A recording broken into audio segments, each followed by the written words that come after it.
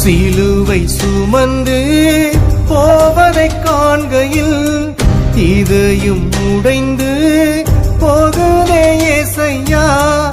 ஏன் இந்த பாடுகள் எனக்காகத்தானே, நீ சிந்திய ரத்தமும் எனக்காகத்தானே.